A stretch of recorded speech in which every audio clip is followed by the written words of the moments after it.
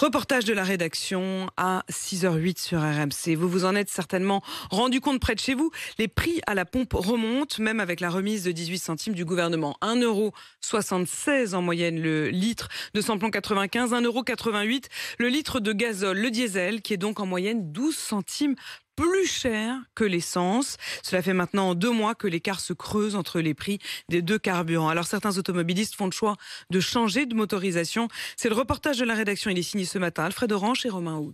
Chez ce concessionnaire, Nathan cherche une nouvelle voiture, même marque, même modèle que son véhicule précédent, à un détail près. J'ai pour objectif de changer en véhicule essence parce que le diesel ça coûte très cher. Trop cher même pour cet étudiant depuis quelques semaines. Un plein, honnêtement ça me coûte 120 € par plein, 120 € à peu près.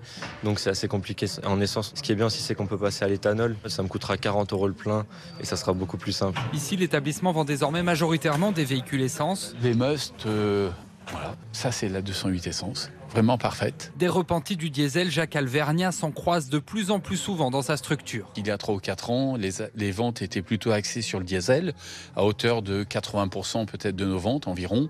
Et petit à petit, cette part du diesel s'effrite. Il est clair également que l'avènement du prix du gasoil, qui est légèrement supérieur au prix de l'essence, renforce sûrement cette tendance. Et tant pis si les diesels continuent d'être moins gourmands en carburant que les véhicules essence. D'après François Roudier, porte-parole de la plateforme automobile française, ce sont les prix à la pompe qui dictent les tendances d'achat. Depuis 1973, le consommateur français, il n'a pas changé. Il va chercher à réduire sa consommation.